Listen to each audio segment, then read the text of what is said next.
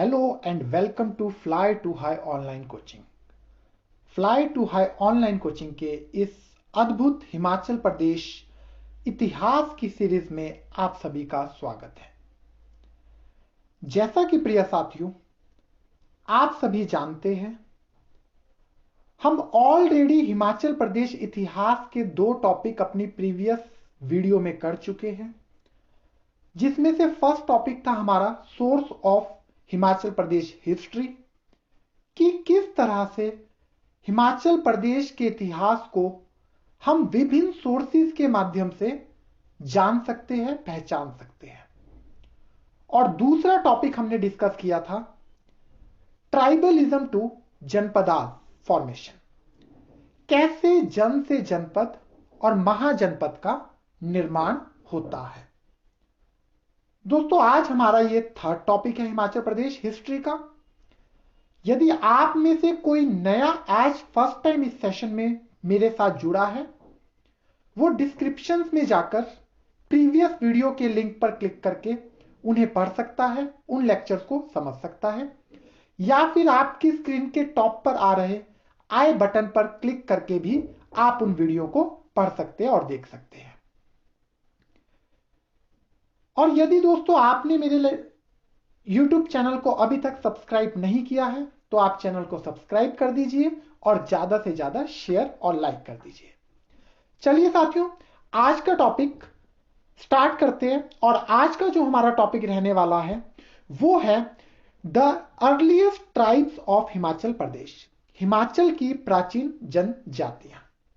एक बहुत ही शानदार टॉपिक, एक बहुत ही इंपॉर्टेंट टॉपिक। इस टॉपिक से एग्जामिनेशंस में बहुत सारे क्वेश्चन पूछे गए हैं अभी तक, और हर वर्ष हिमाचल प्रदेश का जो भी एग्जाम होता आया है उसमें इस टॉपिक से क्वेश्चन आते ही आते हैं। तो आप इस टॉपिक को ध्यान से समझिएगा, ध्यान से पढ़िएगा। तो दोस्तों बात करते हैं the earliest tribes of Himachal Pradesh की। इस टॉपिक को जानने के लिए, इस टॉपिक को समझने के लिए हमको इसके कुछ बैकग्राउंड की नॉलेज लेना बहुत ही आवश्यक है। अब दोस्तों यदि इंडियन पीपल फॉर्मेशन की बात की जाए, यदि भारतीय जनता की रचना की बात की जाए, तो भारतीय जनता की जो रचना हुई है वो 4 जातियों से मिलकर बनी है, जिसमें से फर्स्ट वन है आर्य, जैसा कि आप स्क्रीन पर पढ़ पा रहे हैं। दूसरे है द्राविडियन, तीसरे है आदिवासी और लास्ट वन है मंगोल्स। इन 4 जातियों के मेल से ही इंडियन पॉपुलेशन का कहीं ना कहीं फॉर्मेशन हुई है। अब यदि बात की जाए इतिहास के, हिस्ट्री के एक ऐसे एविडेंस की जो कि बहुत ही इंपॉर्टेंट है, that is Indus valley civilisation, सिंधु घाटी सभ्यता, जो लगभग 3000 बीसी से 1500 बीसी राउंड अबाउट रही है। हालांकि कुछ इतिहासकार बोलते हैं 2350 से 1750 तक, कुछ 2500 से 1500 तक। अभी हमको उसकी डेप्थ में नहीं जाना है, अभी हमें सिर्फ समझना है। तो यदि दोस्तों सिंधु घाटी सभ्यता की बात की जाए तो उस दौरान में, उसके पहले, उस टाइम ऑफ ड्यूरेशन में हिमाचल में, या यूं बोल लिया जाए हिल स्टेट्स में, पहाड़ी राज्यों में जो जातियां हमको देखने को मिली वो थी कोल।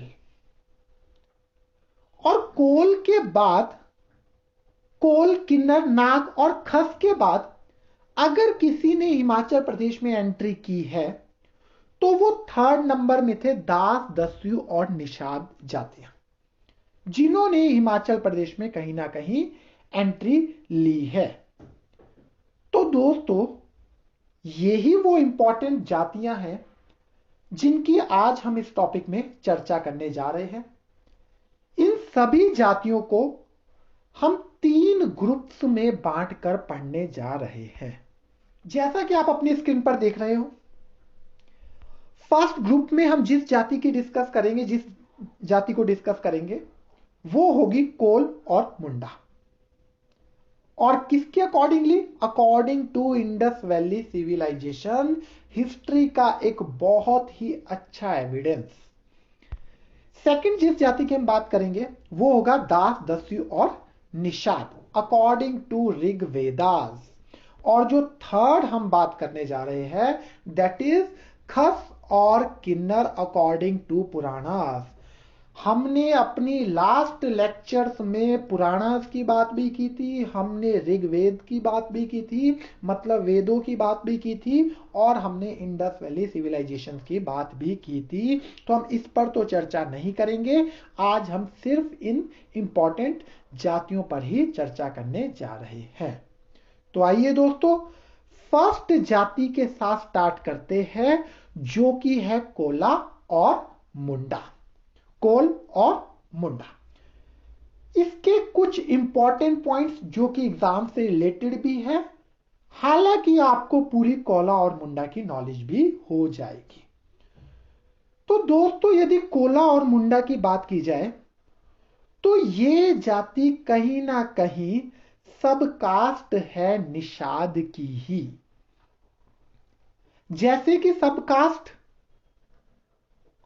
हम कई बार बोलते हैं, किसी ने लिख दिया चौहान, किसी ने लिख दिया शर्मा, किसी ने लिख दिया वर्मा, फिर फर्दर जाकर हम कहीं राजपूत, कोई ठाकुर में जा रहे हैं, कोई किसी कास्ट में जा रहे हैं। तो वैसी ये सब कास्ट थी निषाद की। अब यदि बात की जाए कि ये लोग आए कहां से थे, तो इन्होंने यदि हिमाचल प्रदेश में एंट्री की है तो कहीं ना कहीं ये लोग नॉर्दर्न ईस्टर्न पार्ट से, कहीं ना कहीं मतलब नेपाल चाइना के साइड से इन्होंने इंडिया की साइड को एंट्री की थी, मतलब ये नॉर्थ ईस्टर्न पार्ट से यहां पर एंटर हुए थे। अब ये इनकी बात की जाए, आखिरकार ये लोग करते क्या थे, इनका पेशा क्या था, इनका प्रोफेशन क्या था, इनका जीवन यापन कैसे चला करता था। तो दोस्तों एंशियंट टाइम की जितनी भी बात की जाए, वो जीवन यापन कहीं ना कहीं या तो एग्रीकल्चर से ही चला है या तो एनिमल हस्बेंड्री से ही चला है। इसी तौर तरीके से जीवन यापन चला करता था। तो इन लोगों का जो प्रोफेशन था वो कहीं ना कहीं कृषि ही था, पशुपालन ही था। अब अगर बात की जाए, वेरी इंपॉर्टेंट पॉइंट, कि जब ये लोग यहां पर आए तो कहीं ना कहीं ये सारे लोग एक साथ इकट्ठे झुंड में रहना इन्होंने शुरू कर दिया। अब जब भी कोई ग्रुप कहीं पर माइग्रेट होता है, मूव करता है, तो कहीं ना कहीं उसको सबसे पहला क्वेश्चन राइज्ड यही होगा सेफ्टी और सिक्योरिटी का। आफ्टर फूड, तो सेफ्टी और सिक्योरिटी पर्पस से कहीं ना कहीं ये लोग इकट्ठे रहना शुरू हो गए। अब ये सेफ्टी और सिक्योरिटी हो सकता है ये नेचुरल क्लाइमेट से नेचुरल डिजास्टर से हो सकता है ये सेफ्टी और सिक्योरिटी एनिमल से किसी भी टाइप की हो सकती है। कहने का मतलब यह है, कहने का तात्पर्य सिर्फ इतना है कि ये लोग इकट्ठे रहना शुरू हो गए। और जब कोई लोग इकट्ठे रहना शुरू हो जाएंगे तो जैसा कि मैंने कहा, जिसमें सिर्फ एक सिंगल फैमिली लोग होया करते थे, जनपद जिसमें सेम ब्लड ग्रुप की डिफरेंट फैमिलीज इंक्लूड होती चली गई, और महाजनपद जिसमें बहुत सारी different kind of family, different blood relations सारे आकर इकट्ठे होते चले गए। तो कहीं ना कहीं जब ये जातियों ने एंटर किया, इन्होंने कहीं ना कहीं गांव का, विलेजेस का क्रिएशन खुद ही होता चला गया। अब जब गांव बनेंगे तो उससे फिर सिटीज भी बनेगी, सिटीज बनेंगे उससे डिस्ट्रिक्ट बनेंगे, डिस्ट्रिक्ट बनेंगे उससे स्टेट भी बनेंगे, और कहीं ना कहीं जब स्टेट बनेगा तो एक ना एक प्रिंसली स्टेट भी हमारी नॉलेज में आएगा ही आएगा। अब यदि आगे बात की जाए दोस्तों, तो एक बहुत ही इंपॉर्टेंट राजा का नाम हुआ है जिसका नाम था शांभर, जैसा कि आप स्क्रीन पर पढ़ रहे हो। अब जो ये शांबर राजा था, बताया जाता है, हिस्टोरियंस कहते हैं, हिस्टोरियंस बुक्स में लिखा गया है कि ये राजा कहीं ना कहीं संबंधित था कोल जाति से ही। बहुत इंपॉर्टेंट है, इस राजा से संबंधित एग्जाम्स में क्वेश्चन पूछे जा चुके हैं। अभी आने वाले स्लाइड में आपसे मैं इस राजा के बारे में भी डिस्कस करूंगा। हालांकि इस राजा ने राजा देवोदास के साथ युद्ध भी लड़ा था। अभी आगे आने वाली स्लाइड में मैं आपसे चर्चा करने जा रहा हूं। वेरी इंपॉर्टेंट पॉइंट दोस्तों, जो कोली जाति थी उसके जो एंशियंट एविडेंस हमको मिले हैं तो वो हमको प्राप्त हुए हैं निर्मंड कुल्लू से। तो बताया जाता है जो निर्मंड कुल्लू है वहां के कोली सबसे प्राचीनतम, सबसे एंशियंट ट्राइब्स इनहेबिटेंट्स रही है, जाति रही है, जनजाति रही है। तो आशा है दोस्तों इतनी बात तो आप समझ पाए होंगे। कोल और मुंडा, कोल या मुंडा आखिरकार थे कौन, ये लोग आए कहां से, इनका राजा कौन बताया गया, ठीक है। तो इतनी बात तो हम लोग समझ पाए हैं। चलिए दोस्तों, अब नेक्स्ट टाइप ऑफ ग्रुप की अगर बात की जाए, दास, दस्यु एंड निषाद। तो साथियों, यदि दास, दस्यु और निषाद की बात कर रहे हैं तो वेरी इंपॉर्टेंट कंसेप्ट है कि इन जातियों का कहीं ना कहीं जिक्र वेदास में भी किया गया है। यदि हम वैदिक टेक्स्ट की बात करें तो उसमें भी हमको इनका वर्णन देखने को मिलता है, दास, दस्यु और निषाद का। और सिर्फ इतना ही नहीं, यदि ऋग्वेद की बात की जाए तो ऋग्वेद में तो इतना तक बताया गया है कि ये जो जातियां थी ये कहीं ना कहीं हिमालयन माउंटेन रीजन्स में आकर ये ट्राइब्स बस भी गए थे। और बाद में डे बाय ये धीरे धीरे धीरे धीरे कहीं ना कहीं शिवालिक रेंज की ओर बढ़ते चले गए। शिवालिक रेंज की अगर मैं बात करूं तो जैसे कि हिमाचल प्रदेश के डिस्ट्रिक्ट बिलासपुर, हमीरपुर, मंडी, ऊना, सोलन, सिरमौर, इनका एरिया शिवालिक रेंज में आता है। और शिवालिक रेंज में एक बहुत इंपॉर्टेंट कंसेप्ट है, जो ऊना डिस्ट्रिक्ट है वो कंप्लीटली ही शिवालिक रेंज में आता है। ये एक एक्स्ट्रा नॉलेज के लिए ये क्वेश्चन पूछा भी जा चुका है। अब यदि दोस्तों बात की जाए कि जैसे जैसे ये शिवालिक रेंज में आते चले गए तो शिवालिक रेंज में ऑलरेडी कोई तो रह रहा था, और जो शिवालिक रेंज में ऑलरेडी रह रहे थे वो लोग थे चमुरी, धूनी, पिपरू और सुषणा। और इन्हीं लोगों के कारण से, मतलब जो ये यहां लोग थे, कहीं ना कहीं दो जातियों के बीच में युद्ध छिड़ता नजर हमको आता है। जैसा कि दोस्तों आप पढ़ पाएंगे, हिंदी वर्डिंग्स में मैं पढ़ रहा हूं, ऋषि विश्वामित्र और ऋषि भारद्वाज के निरंतर प्रयासों से इनको आर्यों में शामिल कर लिया गया था। तो ये एक इंपॉर्टेंट लाइन है, आप इसको डिटेल में भी पढ़ सकते हैं। चलिए आगे बात करते हैं।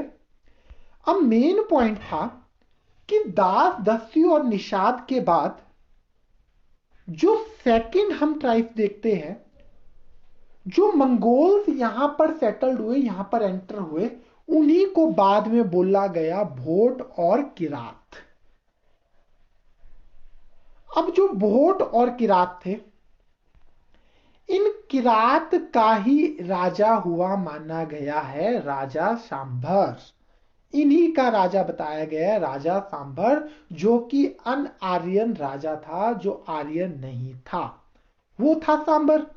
और सांभर का जो एरिया था आप स्क्रीन पर पढ़ सकते हैं, वो था व्यास, सतलुज और रावी के बैंक ऑफ रिवर्स पर वो उसने अपना राज किया था। अब कहीं ना कहीं ये नॉन आर्यन था और यहां पर ऑलरेडी आर्यन थे भी। अब इन दोनों के बीच में युद्ध होना तो लाजमी था। तो जो दोस्तों आर्यन डिस्ट्रिक्ट होया करते थे, उनका जो फेमस राजा, उनका जो मेन पर्सन हम जानते हैं, उसका नाम था देवोदास। अब इस एरिया का आर्यन राजा ये देवोदास था, और वो था किरात राजा, जो कि हम शांबर की बात हम कर रहे हैं। अब दोस्तों इन दोनों के बीच में एक भयंकर युद्ध हुआ। और ये युद्ध करीब 40 वर्षों तक चलता रहा। अब 40 वर्षों तक ये युद्ध आपस में चलता रहा और इस युद्ध में जो शांबर राजा था उसके 99 फोर्ट को डिस्ट्रॉयड किया गया देवोदास राजा के द्वारा। अब प्रिय साथियों, जो हम ये चर्चा कर रहे हैं ये सारा का सारा कहीं ना कहीं ऋग्वेदा में भी मेंशन्ड है। आप पढ़ सकते हैं, the Kiratas king Shambar fought against the Aryan king Devodas and the war lasted for 40 years, discussed in the Rig Veda by Rishi Vashishta and Vamdeva। तो ये चर्चा कहीं ना कहीं वेदास में हो चुकी है जिसकी हम कहीं ना कहीं डिस्कस कर रहे हैं। इन द एंड शांबर को मार दिया गया था और जहां मारा गया था उस जगह का नाम है उदबरज। तो आशा है दोस्तों आपको इतनी बात भी समझ आई होगी। दास, दस्यु और निषाद को भी आप सेकंड ग्रुप को भी समझ पाए होंगे। चलिए अब आगे बढ़ते हैं। ये साथियों अब लास्ट ग्रुप ऑफ ट्राइब्स की बात करते हैं जो कि है खस और किन्नर। यदि खस और किन्नर की बात की जाए तो ये लोग शिमला, सिरमौर, कुल्लू, कहीं ना कहीं उत्तराखंड और टिहरी, कुमाऊं, गढ़वाल के एरिया में भी हमको देखने को मिलते हैं। अब जो इनका हमको एविडेंस मिलता है वो हमको मिलता है वराह महीर विरहन संहिता से। वराह महीर की विरहन संहिता पुस्तक से हमको कहीं ना कहीं इनका होने का पता चलता है। अब दोस्तों जो खस और किन्नर थे ये कहीं ना कहीं अपने आप को खशिया कहते थे और खुद को कहीं ना कहीं राजपूत के साथ लिंक किया करते थे। हालांकि आप पढ़ सकते हैं इनके दो वॉरियर ग्रुप्स भी हुए हैं। एक का नाम था शठा 60 कौरव ग्रुप हुआ करता था और एक का नाम था पाशा मतलब पांडव ग्रुप। और ये एक वेरी इंपॉर्टेंट कंसेप्ट कि ये एक गेम खेला करते थे जिसको बोला जाता था Thoda, that is a martial bow and arrow game. एक टाइप का ये गेम है ठोडा। हालांकि ये गेम फेमस रहा है सिरमौर सोलन के लिए, कई बार एग्जाम्स में पूछा भी जा चुका है और इसी से संबंधित क्वेश्चन आ भी चुके हैं ठोडा गेम से रिलेटेड। तो ये तो बात हुई कुछ खसास की।